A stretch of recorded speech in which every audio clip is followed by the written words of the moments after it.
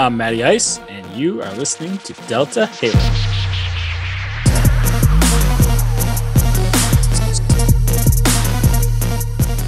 Welcome to Delta Halo. This is episode 15, and this is the podcast for all things Halo 5. I'm Sergeant.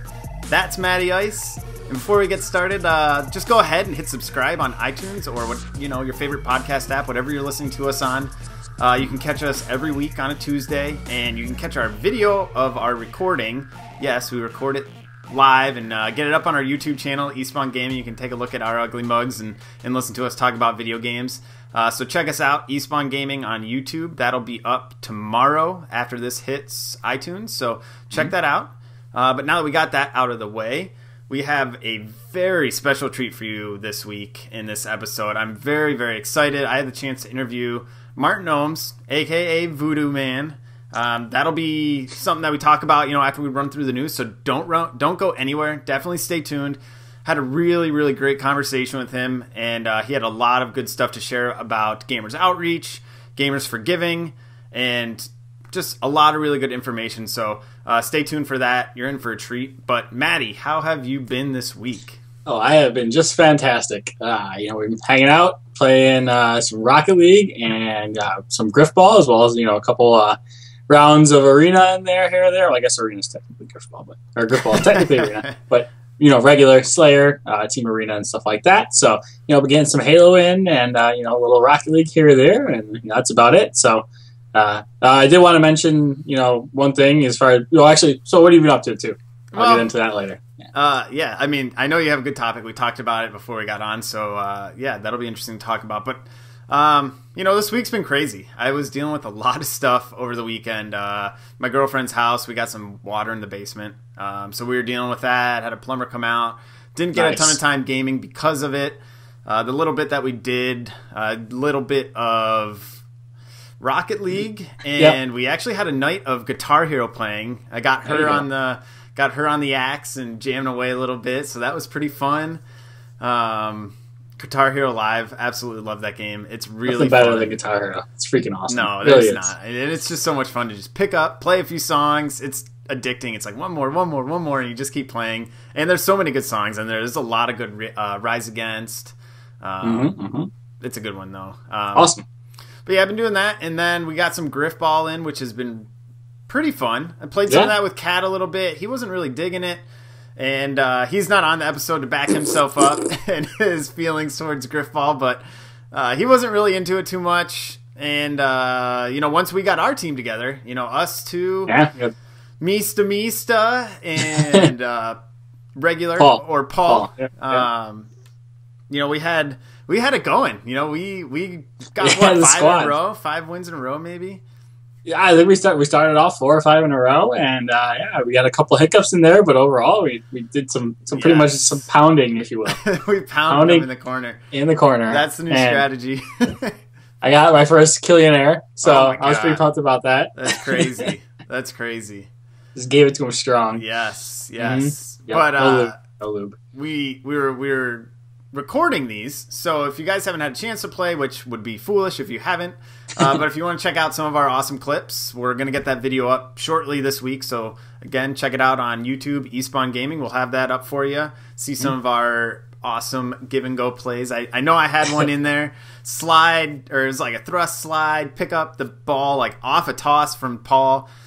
That was probably awesome. One of my coolest goals I've scored. Yep. I watched it from the back.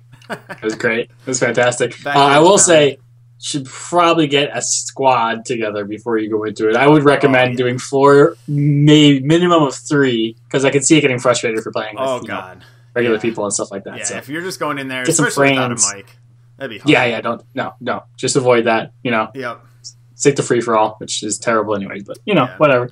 The one thing I noticed that was kind of annoying was that glitch to get out of the map. We only saw it once, luckily, but some douchebag decided to get out of it with the ball and just run around like an absolute chode. So hopefully they can patch that, fix that up, because that's a pretty terrible game-breaking issue. I want to see something cool happen, like patch it so I don't know, one of the bosses for Warzone just comes in and just wrecks you if you go out there. That would be awesome, right? That would be pretty fun. Yeah, so we had a blast though. We had some pretty fun playing it and get some good laughs and yeah. It was good. It was a good change because we played some arena, and that's arena. We were playing. Actually, I gotta say that was some of the better arena Slayer that we've played in a long time. It's all that pro player watching we've been doing. I definitely think we had pretty good control. What were we on? Truth, and yeah. I ended up going 10, 11, and 10. I went even, but I'll take the 11 assists. I think 3 of us had double digits. So I think that's definitely the first time ever. Yeah, it definitely is. That maybe or may not be because we didn't have Cat in our team, but we'll just throw it out there. No, I'm kidding, Cat. But yeah, no, that was. Definitely we had really good communication and stuff like that, and we played pretty well actually. Yeah, So that was great. Yeah, I've been on a run actually. I've been on a freaking tear the last 2 days. I've been playing a lot with my brother Holdy. Oh yeah, aka the Birdman. Yeah. But I've been actually killing it. I don't know why. I came off Saturday. I got really, really boozed up and tried to play and couldn't shoot to save my life. I went like -10 every single game. It was bad, but I was in my cups at that point. So then apparently that's what it took for me to really hit my next gear because now I've been killing it. Sorry, my nice. Contact's bugging out, but nice. Yeah. So, but we had some fun. The new DLC is pretty cool, I think, right? So yeah, we did. I only played a few matches on Torque, the new map, and I think it was like 2 games of Assault. Assault, to be honest, is not my style. It's never been our style. I don't think we've ever liked an Assault game. I don't know who has. Obviously, we play with the same people a lot of times, so we're not the entire player base that we've talked to, but I don't think really any of us like Assault too much. Yeah, we've never really gotten into it. We never were into objective game types too much before Halo 5, but Strongholds, Capture the Flag, those are all fun. Those are really straightforward. Assault, I don't know what it is. Something weird about it. But the map, Torque, is pretty cool. I know you were talking that you liked it. Yeah, I did like it. I like the focus on rockets in the middle and then not much else. The Gravity Hammer, it's kind of a pain in the ass just because it comes out of nowhere and then you're just getting blasted by the thing. But that's part of the fun of having the Gravity Hammer too. So yeah. But yeah, I like the setup of it. The asymmetricalness. That's not it at all. But asymmetry is it asymmetry? It's asymmetrical. Yeah. Same thing. I get. Yeah, but I was trying to think of the word for asymmetry. Yeah. All right, there we go. Moving on. But yeah, I like how it plays out. It doesn't seem like anything's overpowered. It doesn't seem like anyone's getting too much of an advantage here or there. So I did like it. I like playing how it plays in the wings a lot of the times, and it is nice that it's a little bit more of a narrow map, and it's not like a smaller arena. It's a smaller arena style map, but it's laid out differently. Sight lines right down. You can see right across, and you can. I think I've had more long distance fights in that. Comparatively to the short distance ones. So, but that's kind of why it's cool to have like something like the Gravity Hammer or the rocket in it because it doesn't feel super overpowered because you can see them a lot of times. Range, yeah. Right. Yeah. So yeah, I liked it. I liked what I saw so far. It was good. It reminds me a little bit of Narrows in the way that one's set up from Halo 3. I really liked that map. That's just fantastic. Because it was long, it had. You like the long ones, don't you? I was trying to avoid it. It has the long sight lines. It's got really narrow corridors there down the middle, and they haven't had one like that. There hasn't been a map like that, so that was fun. Sure. It's a cool change. Yeah, I liked it. So obviously we haven't delved too much into it yet, but we played it a couple times, and I think I like what I see so far. Yeah, aside from Overgrowth, I've been happy with the DLC map so far. Let's not even talk about Overgrowth. Although that the changes they've made a little bit have helped that map. That's true. A little bit here or there. I don't mind Strongholds on it just because it kind of creates a giant cluster. So, for people that might not know, what did they end up changing on Overgrowth? They took the sword out in some game modes. Mm-hmm. It might just be... Is it Strongholds? They still have it in Slayer? I don't remember. I'm trying to remember. I don't remember. That's why I asked you. They changed some things around. They took... Well, first off, they took the shotgun out and left the sword in. On Slayer, so I think the sword's still there, but on like Strongholds, there's no sword in it. They still have the active camo. It still plays. It just plays differently in Strongholds, and I like it a lot more. Yeah, just because it's not so much just sitting in the hallway running around with sword and then getting wrecked by close range weapons the whole time. Yeah. But yeah, I haven't hated it as much. So as you can see, if anyone follows me on Twitter, I have not hated on Overgrowth in the last couple weeks, so, which I was doing frequently when it first came out. So yeah. But yeah, so, and I did want to say, when we're talking about the DLC, Major Nelson was on the podcast on IGN, where they were talking about, a little bit about DLC and paid DLC and how it kind of divides the player base, and I think it's worth mentioning. It's something that's pretty cool, and maybe something we can, go into further on a different podcast, because it is a pretty cool topic, but I thought it was interesting that Microsoft and Halo being kind of together, and then Major Nelson being with Microsoft and talking about how, it's kind of cool how they think 343 is doing a good job and how they haven't really done any paid DLC yet. I know we've talked about before where we kind of like, hey, give us some different maps. I like the player ones are cool and stuff like that, but maybe give us some DLC maps. And it seems like that's it makes sense what they're doing when you think about it, just because they're not dividing the player base. And we've run into this in the past with other games, with other Halo games even, and with other, especially like Call of Duty and some other shooters. Yeah, mainly Call of Duty. Yeah, because it was DLC out quick, and then it was like, I'm not getting that. I was the one, like especially me. I was like, no way am I getting $15 per pack too. I mean, not happening. And I was not going to do it because it was fun, and I actually had no problem with the maps that were on Call of Duty, the new ones. It just wasn't worth me spending the money at that time. Yeah. And it divided our player base a little bit. Like we'd go in with all our friends from Georgia and everywhere else, and they'd be playing. And who doesn't have the DLC map? So that's me. Yeah. So I get what they're doing. I think it's super cool. And I'm glad that they kind of. I know they talked about it before. 343 has talked about it in the past. Even up to like a year ago. What exactly they were planning on doing with it and stuff. So it's cool that they're throwing it out there as, hey, look, we're doing this cool thing. Yeah. And we have these rec packs, which are still holding us up financially, in comparison. And I don't know. What do you think? I thought it was super cool. Major Nelson said that. We love Major Nelson. He's freaking awesome. Yeah. So, yeah. I mean, I don't know anyone that doesn't like Major Nelson. He's the man. But, really it's great. It's great to hear that they thought that out. It wasn't, that the fact that that's the reasoning behind it. They were thinking about the gamer, and in the end, it's like, they were thinking about us. They're giving us free DLC, but it's not the fact that they're just giving us free DLC. It's the fact that they're giving us the free DLC so that, it doesn't divide us, so that the entire player base can play together.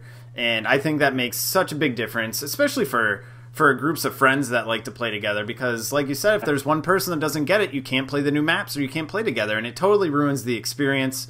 And that the fact that Josh Holmes came out and said that's what it was, it just makes so much sense. And the way that they've done the rec packs to have that steady stream of income coming in, or that steady stream of revenue, it completely makes up for it. I've never hated on the rec packs. I think it's a great idea. It doesn't kill the gameplay of Warzone. I still love going into Warzone and playing. Right. It's still a fun game mode, so it really doesn't take anything away. And I just think it's great for gaming in general that there is a developer and a publisher coming out and saying, yes, DLC can absolutely kill a game online.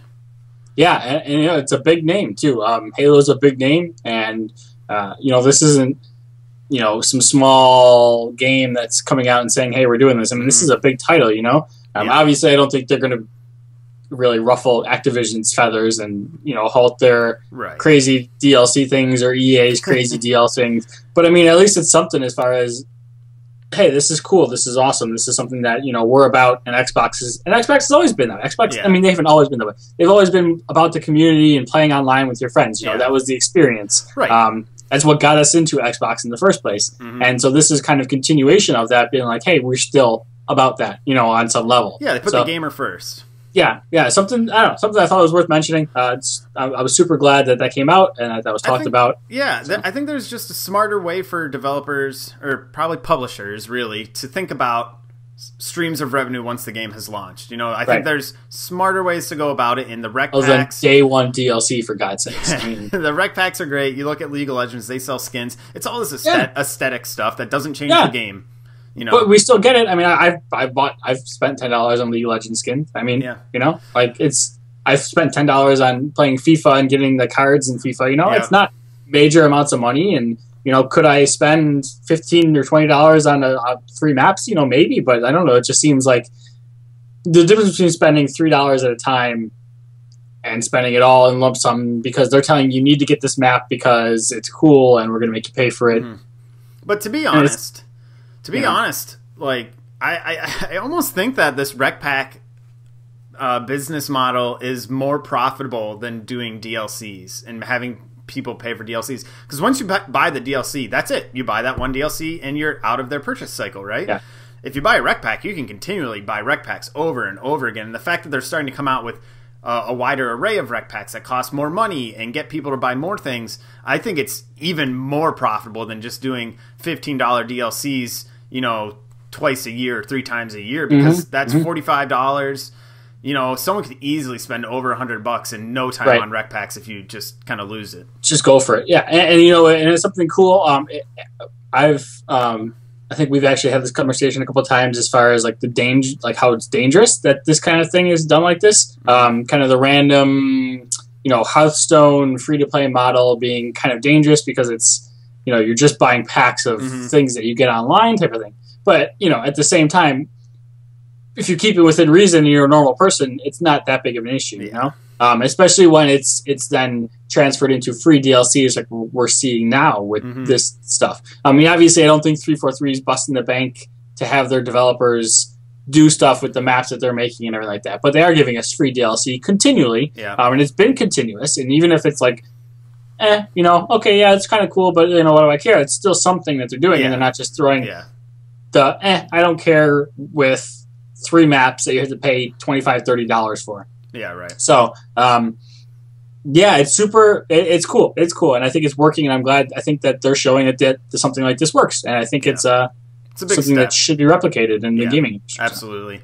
And now, before we move on past the DLC here, did you watch the release trailer where they revealed a little Easter egg at the end of the trailer? No, I didn't. Oh. So, I mean, I don't think we're really too into it. We never really played it that much. Everyone always, you and Kat hate on Reach so hard. But they are bringing, in one of the DLCs, Warzone Firefight. So it's all PvE. Waves and waves of PvE enemies. Okay, right, yeah. So I think it'll be fun. In the Warzone scene, I think that is going to be a very fun mode, actually. I think it could totally be. I love the Horde mode type of things, I've never been that big into them, Call of Duty Zombies, other things like that. I've never really been that big into them, but it's fun to just jump in with a couple friends and say, hey, let's, we got some, we want to mess around, we want to go kill some things and see how far we can get. And I think that's a great addition to, the Warzone type of thing. So I think it'd be pretty cool. I think it's a good way to take that Warzone model, and hopefully it's 12 people, and then just kind of go. That'd be sweet too. They take a little bit of a wider net. And they go, Warzone Assault, Warzone Firefight. I love the fact that they're taking these larger team games and just putting more game types to it. So I think that'll be really fun. I'm looking forward to it. Put it this way, in the scheme of things, if we have a Warzone thing like that and we get a bunch of our friends together, and even if if we're just like half a team and go in there, I'm more likely to spend a Rec Pack on that. Oh yeah, or like a big item from a Rec Pack on that. That's really as true. Opposed to, we get to a wave that we've never been to and like, holy shit, let's go. I'm putting my fucking sniper on. And I'm gonna do some work. I didn't think about that. Yeah, very true. All right, so that was Hammerstorm. Our first thoughts, but the big piece that we really want to talk about this week, coming up on the weekend of March 12th and 13th, is Gamers for Giving It's in Ypsilanti, close to Ann Arbor, but it's on Eastern Michigan University's campus in their big convocation hall. Gamers for Giving. It's a charitable event where gamers from all over come together, play Call of Duty, Smash Brothers, Halo. There might be League. Giant LAN parties for an entire weekend to raise money for this great cause. Gamers Outreach. I'm not going to talk too much about this. This interview that I did with Martin Ohms really brings light to a lot of the details for it. But Matty Ice and I are going to be out there, and before we move on, we're looking for 2 more for our Halo squad. Cat's working; he can't make it out. We're looking for 2 more. Intermediate, casual, doesn't even matter. We just want to be out there, enjoy the experience. Would love to meet you guys.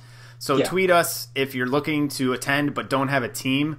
You can get at me at SGTXBobcat, or you got Matty Ice over there. What's your handle? It's at Matty_Ice Gaming, and Ice Gaming is one word. So. Those are both on Twitter. So tweet us if you're looking for a team. We'll be tweeting this week, looking to pick up 2 more. We're not going to be going too crazy. We just want to be a part of the event, and really looking forward to being there and meeting any of you that come by. So, I don't want to delay too much longer. So here is the interview that I had a chance to do with Martin Ohms. Hey guys, I'm here with Martin Ohms, the Voodoo Man, a very special guest to have on hand with us. He's coming at us from Gamers Outreach and a part of Gamers for Giving that's coming up in March. Very lucky to have him here. How are you doing today, Martin? I'm doing excellent. Thank you for having me on the show, Brendan. Absolutely. So, right off the top, I got to ask you, where did this Voodoo Man name come from? There's got to be some sort of story here. Well, it's a interesting story. So it started out as a joke with my friends, back, I think it was at the end of elementary school, actually, of all things. And it was just a joke saying, I have as much appeal and I really know how to talk to the female race.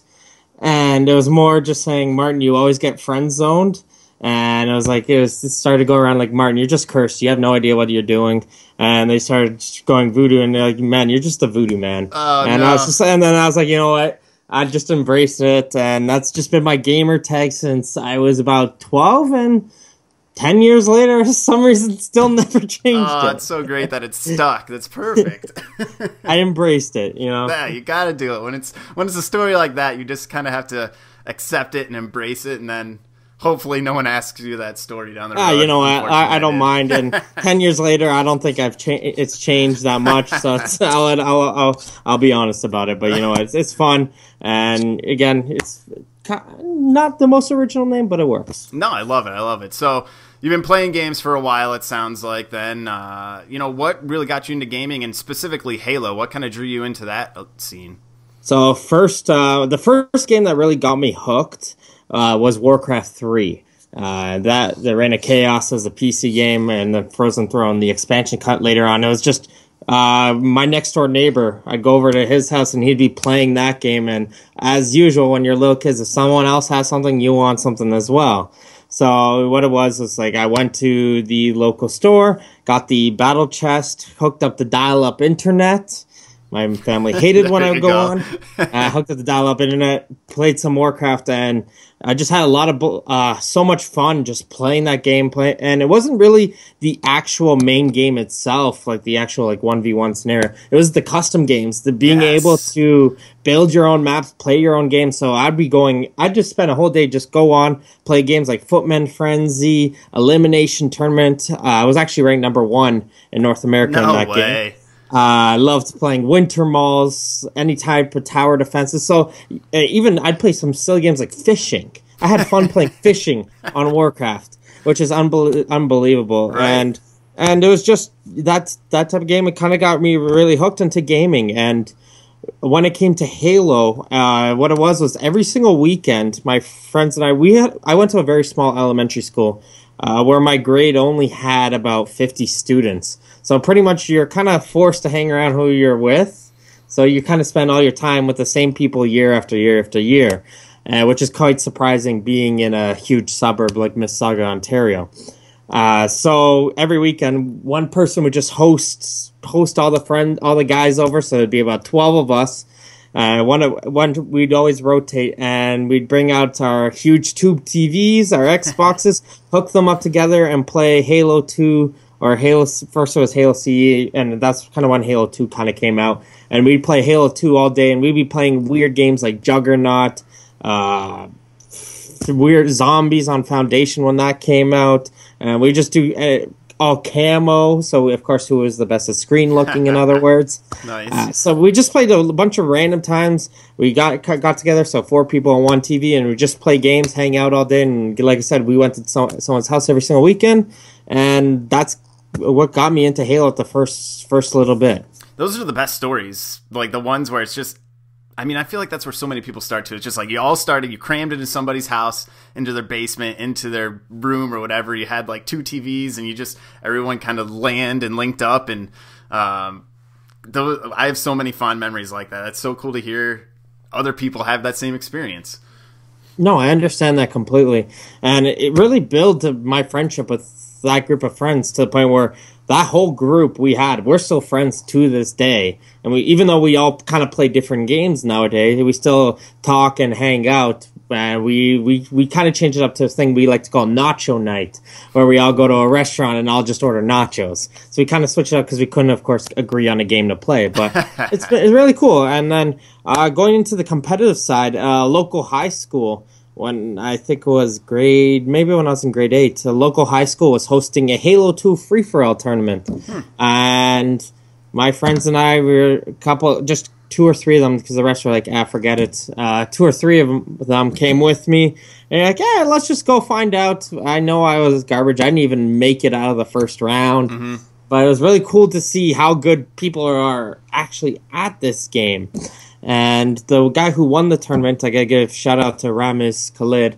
I still talk to this guy every once in a while. He's not even in the gaming scene. He kind of stopped right after that. But if it wasn't for him, I would have never found out about the Canadian gaming scene, as he introduced me to a LAN center that was just opening called We Got Game in Toronto, and went down to a couple of the events, met people, found out, oh, wait, go on, turn on the television, there's actually a Major League Gaming TV show, and just it all spiraled on from there. Oh, very cool, very cool. So you're still active in the LAN community up there right now?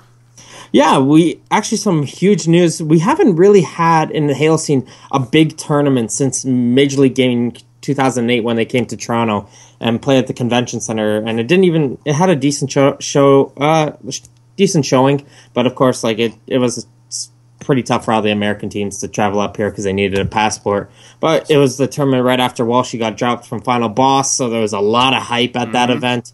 And again, it's been 8 years since we had a Halo event, and this year we're just like, forget it, we're going to do it together. So I worked with some investors, and we're hosting tournaments called EGLX Toronto. That's going to be at the end of April 29th to May 1st, and it's a 10K minimum prize pool. So we're hosting that. We have Walshy coming out to cast. We have Michigan's amazing commentator Covent coming. We have Canada's owned Halo 3 World Gamer Cyber Games champion Mad Max commentating, and we have our own local who does the Snapshot series for Halo with many of the pro players, Dave Throop, coming out. So we have a great cast of people. Hopefully a lot of teams come out, and it's really cool to see us having an event after so long, because we kind of had that dead period like during Halo Reach and Halo 4, like the rest of the Halo scene did. And hopefully this tournament kind of brings us all together again. Yeah, that is so great to hear. I mean, overall, it just seems like right now things are starting to have a resurgence in the Halo community, wherever you may be. I mean, with, where I'm at in Michigan and the event I just found out about, Gamers for Giving, but even aside from that, the whole Michigan LAN scene with Michelin and everything that goes on with that, the event they just had this past weekend. I mean, it's just so great to hear that scene, that part of Halo is really starting to take hold and grow. Yeah, especially in Michigan, where you have someone as amazing as Paul, otherwise known as Brutus. That man has had over 120 LANs at his house over the course of time. So he's always welcoming, have people over, have some great sessions, and it's coming to a point I knew sometimes during the heyday it had to be invite only because so many people wanted to come out to Brutus's LANs just to play. It became a Michigan legend, and for us here in Toronto, we had so much fun. So at that We Got Game, what we had to do is we had a section in the mall. Like, we went to a mall. It had a flea market in it, so the flea market was open every Saturday, and we rented out a space. We Got Game rented a space in that flea market. And so right in the middle of a flea market was a bunch of guys in chairs with TVs screaming, yelling at the top of their lungs at each other and playing Halo. That is great. That is great. So you mentioned Covent earlier, and I listened to your podcast or your show, The Gaming Council, and I really got my eyes open to the whole scene that's going on there, and I really love all the interviews that you conduct on there. And, you know, how did that get started? How did you get into that? And because I think it's a really big piece of the gaming community that, I mean, getting these interviews with pros and people that are influential in the community is really cool. What it kind of started out with one of my best buddies, Mike, and I in the first year. We love talking gaming. So what would normally be back in high school was just during lunch, you know how it is. You go to your table. Do you see that new game? And before you know it, your hour lunch is over. And it got to the point where, you know what? When we got to university, you know what? Let's just do it. Let's just do it on the radio. I was talking to it started out just on the university radio station, and it became one of the most popular shows for where the last 2 seasons it actually has won talk show of the year here in the out east in the Maritimes for radio broadcasting, which is absolutely phenomenal, where I've had great co-hosts like IR Egyptian, Patrick Tardif, and now Kay Mattify, Kelly Madden. And like you said, I enjoy doing the interviews because people tend to forget, yes, we have those pro players, but there's so many things that go on the different aspects of gaming, and it's not just Halo. All these games have so many deep histories and backgrounds into their story of how it became where it is, and it's really interesting to see where they go. So, like upcoming, I'm going to be talking with one of the photographers for the events. So he comes and takes photos, and how does he react to it? We've had game developers, we've had people who create soundtracks. So it's just trying to find all different angles. Twitch streamers, how does the streaming section work? So there's so many things to tackle in video gaming nowadays that it's just absolutely amazing to see how far we have grown in such a short time. Yeah, first off, congratulations on that award. I mean, that's a huge deal. That is very cool to hear that that it's doing so well and being picked up as it is. Secondly, I totally agree. I mean, you talked about so many pieces there that could have their own complete shows because it's amazing how it's grown. I mean, Twitch streamers all on their own and how people have been able to make a living doing that. I mean, that's a whole part of the business that no one would have thought of existing, 5 years ago. Yeah, it's very interesting.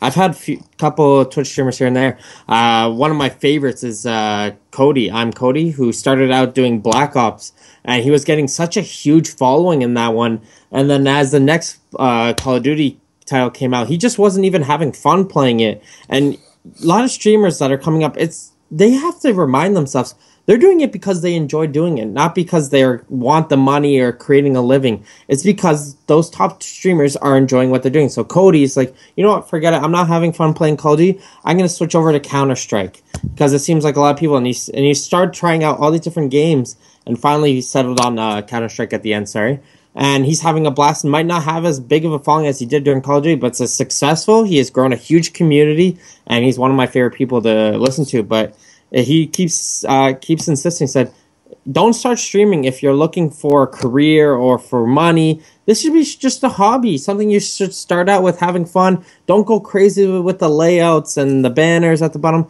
Just enjoy it, have fun, and see where it goes. Yeah, that's great advice. I mean, getting into something, it really needs to be a passion because it's a lot of work. You can't just jump in. I think it's something, if you really do love it, it doesn't end up being work, but it takes time. And you really do have to be into it and show your personality and just make it be a part of something that you do. I think that's something that we strive for here. Not focusing on the fact that we're not doing this podcast to make a living or earn money or anything. We love talking games. We love having the opportunities to talk with people like yourself and share it with other people that have that same mind. So I love hearing that from someone that's having success on Twitch. Yeah, I appreciate that. And yeah, some people always ask, why don't you stream on Twitch? And I said, well, for myself personally, video games are what I used to get away from. They're what I got going on in the rest of the world. I do a lot of other things outside, through sports, through commentating, through school as well. And it's kind of my me time, Mm-hmm. So that's why I wouldn't stream. But other people, they enjoy having it. They build community. It's their way of interacting with different people. And there's so many different dynamics to streaming. It is a very, very cool resource that has grown. And video games are so great because everybody can make it something unique to them. It means something different to everybody. And, kind of transitioning a little bit, talking about Gamers Outreach and what gamers have started to evolve that idea, and I really love the cause behind Gamers Outreach and connecting kids in hospitals. They don't have a choice. They're there because of their health, and let's try and brighten their days. Let's try and bring them something that could cheer them up and help them not necessarily think so much about their circumstance or their situation, and connect them with video games. I love that cause. So I'd just love to hear more about that, your involvement, and how kind of everything came about there. Well, starting out with first was with Gamers Outreach. I joined them in about their second or third year, but it was through the main man, Zach Weigel. He just were a bunch of high school students. They enjoyed hosting their video game tournaments and wanted to host their own at their local high school. And what happened was the event actually got shut down because they're playing Halo. They thought, the game's too violent. And after planning everything, have teams come out to their high school, they had to shut everything down. They lost their permit. So just started wondering, okay, where do we go from here? And it was very, very, very cool to hear where someone like Martin O'Donnell, who's the composer of Halo, and he actually gave back all the money that the group spent to be able to, that they spent all that money to make that tournament go live. So it kind of got them like, you know what, we're on the right track here. Let's do something special with it. And in 2009, they approached Mott Children's Hospital in their hometown of Ann Arbor, Michigan, to deliver as many video games as possible to their kids. So when they went to that hospital, they realized, you know what, we can do something a little better, because so many people are just like just donating to the video games and not really noting what's happening to them. And they realized, you know what, what happens to all those kids that are staying for those long terms, who are bedridden or who can't do much. There's a lot of things, if you donate video games, you put them in the game room, and the kids who are actually able to make it to that game room can play with them. How about the ones who can't? Mm-hmm. So we started working with the hospital nurses, child life specialists. Got to give a shout out to JJ Bouchard, who's a great child life specialist, doing an excellent job, and he helped a lot. So after the group spent about 6 months volunteering at Mott, just understanding the hospital scene, getting to know the patients, getting to know the nurses, what their reaction is to everything. They came up with the idea of a Gamers Outreach cart, which is a portable metal-grade gaming kiosk that you can transport video games and entertainment to children who are unable to leave their beds. So it's like those push carts you see with a lot of computers on it that you might see in some hospitals. We just retrofitted it to put an Xbox and a television on top. So we raised enough money to bring it to the Mott staff, and to this day, that cart we delivered is still being used, which is absolutely incredible. So Project Go-Kart, we like to call it, it serves thousands of children every year, and there's so many hospitals to now, I think we have a little bit of a waiting list of hospitals wanting to come in, and that's where kind of Gamers Outreach spawned out for.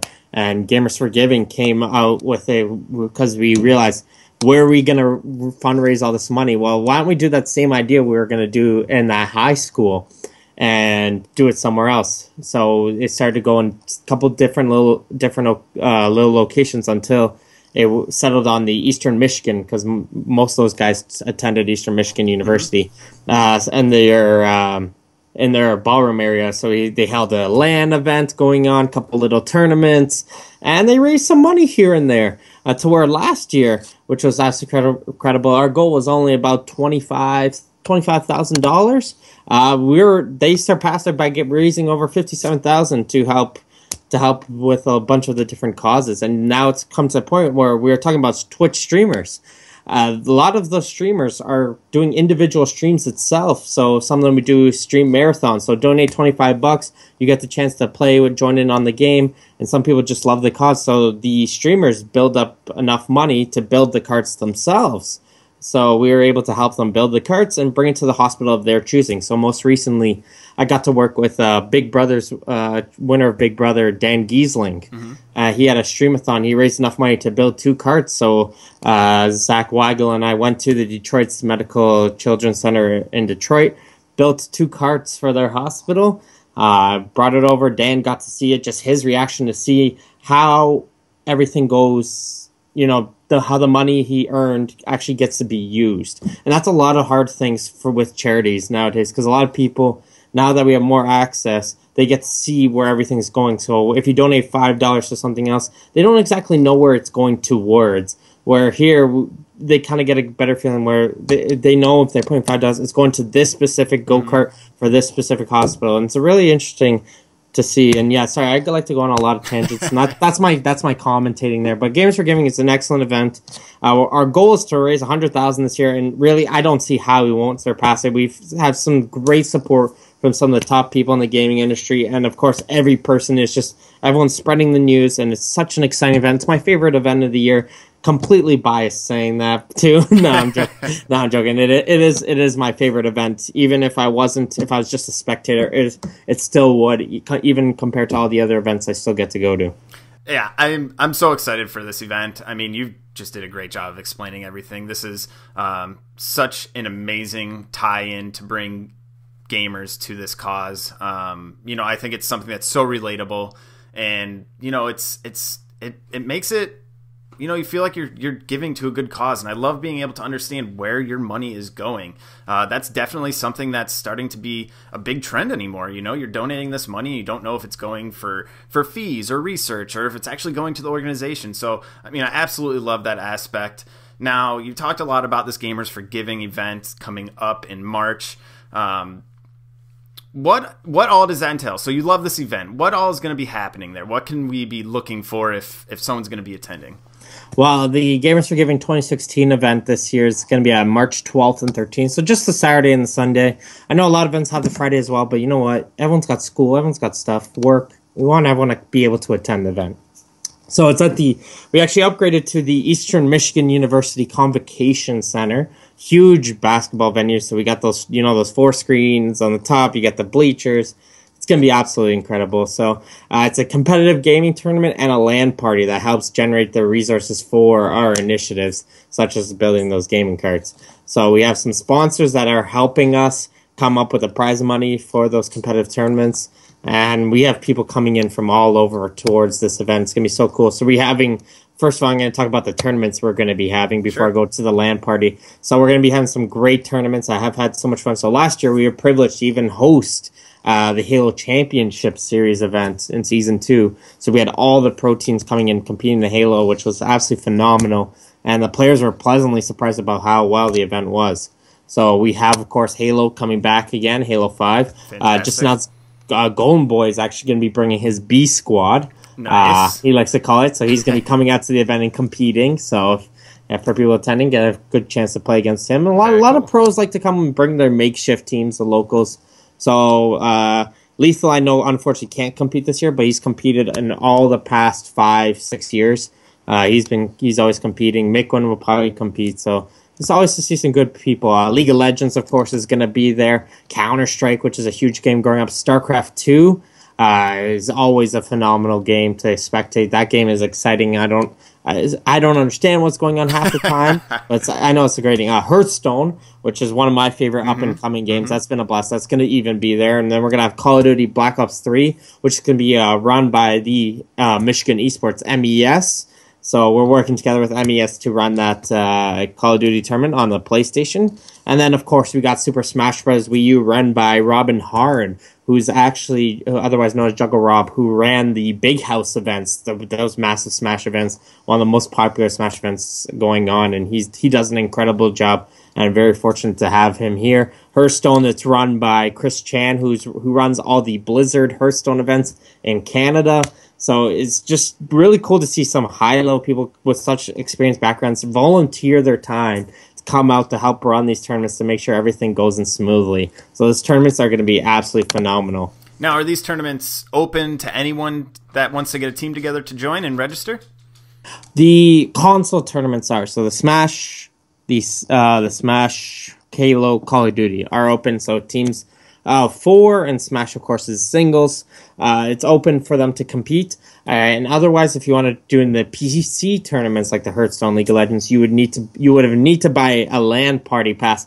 If I told you back in January, yes, it would have been still open. But unfortunately, 600 seats later, unbelievable. Oh my God. The only seats left are the VIP ones. So if you're able to, VIP and Skyloft passes are amazing. So many great things are to come, great benefits. But unfortunately, if you can't afford it, it makes sense. But there is a couple seats. But those PC events, if you get a seat for the LAN party, you get entry into the those PC gaming events. So they're all open to everyone. So it's like only $30. You bring your own computer, everything. You meet with so many people, and we're gonna have so many different servers open, like Minecraft, Left 4 Dead, Team Fortress 2, Gary's Mod, Half-Life 2. You get the point. So great job in the LAN party. So many great games you can go in. It's always some cool. So they'll do who can build the coolest thing in Minecraft in half an hour with no mods. All right, go. And it's just some fun events come in. Some of the setups people bring, unbelievable. One guy last year, it was an ice machine inside of his setup. I had no idea how that worked. It was a fountain, and it was just, my mind was blown seeing it. Some of the ways people put in money for their PC setups. But the LAN party, so much fun. We have a great raffle going on. We have so whoever brings the coolest case mod gets to be judged in the CPU magazine. They actually get a spread inside that magazine. Incredible. So people bring out their stuff, bring their best stuff to showcase for CPU magazine, because they always come out, take some pictures. It's run, so it's just so many different aspects. So for any kind of gamer, casual to competitive, it addresses everyone. And I think that's why it is so exciting, because any sort of gamer can enjoy the event. My mom even has a LAN seat, and she has not a clue about gaming. So I had to teach her Peggle, and she actually finished in the top 16 in Peggle. That is so great. So it's just something little, and she still to this day, it's like, okay, what button? Which one's A? Which one's B? It's so, but you know what? She helps a lot, and the fact that where even my parents can even come in and join the event, anybody can. Yeah, man, it's just gamers heaven. It sounds like there's something for everybody, and for everyone listening, if you have March 12th and 13th, mark it down on your calendar, and if you can make it out, there's always something that you can be a part of. And if someone's not competing, can they show up and still spectate and be involved? Spectating is free, so you can come in, check it out. I hate saying this, but we of course accept donations. If you want to come in, bring donations. If not, you can of course go to the Gamers Outreach or gamersforgiving.org websites and donate online to help reach our goals and help support the event. But spectating is free. People are able to walk around, enjoy the event. They can watch on Twitch stream. So we're going to have like a main stream that'll have a little bit of everything on the twitch.tv/Gamers Outreach channel, or where you're going to have the various tournaments. So Halo's going to be ran on the Beyond Entertainment Twitch channel. They're going to be helping us run it. MES is going to be having the Call of Duties on there, and so on and so forth. So I know we threw out a ton of information at you. If you missed it, we will have all the links and info in the description in the show notes, so that you can kind of check back and find out where you got to go to learn about this stuff. But Martin, thank you so much for your time and walking us through this. I can't wait for this. I'm definitely going to be there. And I don't know if I'll have a team, but I'll be there nonetheless, spectating, checking out everything that's going on. So thank you so much for all the info. And if people want to follow you and check out the Gaming Council, where can they get at you? Well, of course, first of all, I got to thank you, Brendan, for letting me come on the show, talk about Gamers Outreach. I love talking about it. Can go on for ages, as you can clearly tell. But you can reach me at my Twitter handle, which is at Martin Ohms, or you can send me an email at momes@gamersoutreach.org if you have a longer question to make rather than those quick, short characters. So any way to contact me is preferred, and love hearing from you guys, love answering those questions. Excellent. Well, thank you so much, Martin. And we hope to see anyone who has the time to come out to Gamers for Giving at Eastern Michigan. We hope to see you out there. All right, guys, I hope you enjoyed that interview. I had a ton of fun talking with Voodoo Man, Martin Ohms. It was, my pleasure to have him, and, I feel very lucky to have the chance to interview him, and hopefully we have some more interviews to come. We got some guys lined up, and really, guys, stay tuned, because we're bringing some big things to Delta Halo, and this is just the beginning. But before we move past Gamers for Giving, there's going to be some really cool people stopping by. Martin gave me a little bit of insight. Twitch streamer Lindsay Elise will be there. Golden Boy, everyone knows Golden Boy. He's going to be there with his B squad for the Halo tourney. That Walshy is going to be there as well. Another big guest, Walshy. You guys been watching the regionals or any of the running up matches. You got Walshy being a caster, so he's going to be casting the Halo tournament at Gamers for Giving. And that's going to be streamed on Beyond Entertainment's Twitch channel, and I think Gamers for Giving is going to be having a channel as well, so look out for that. We'll have all the info down in the show notes if you miss anything. You can always go to gamersforgiving.org for more information, but guys, this is going to be such an awesome event. I know there's a ton of gamers that this is kind of the event that they look forward to all year, and this is my first gaming event. What about you?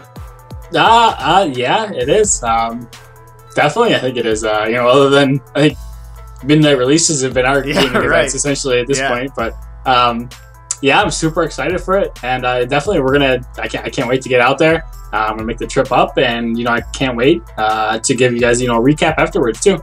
We should be one of our main points in our next the podcast after we do that. So yes, but yeah, I'm super excited. Can't wait. Can't wait. Yeah, can't wait. It's going to be a ton Scott, of fun. That might be copyrighted. Shouldn't I say that? I think he copyrighted that. I think because of like a T-shirt or something like that. Yeah, we can take it. You have it, Bart.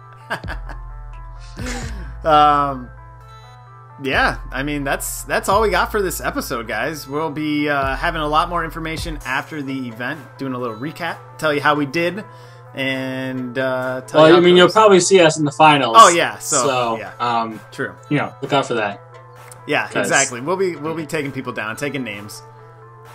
I know. I said earlier, I've been playing the best Halo in a long time. Gotta ride that wave. Yeah. Freaking pro things. Bang. All right. Thanks for tuning in for another episode of Delta Halo. We will see you next week.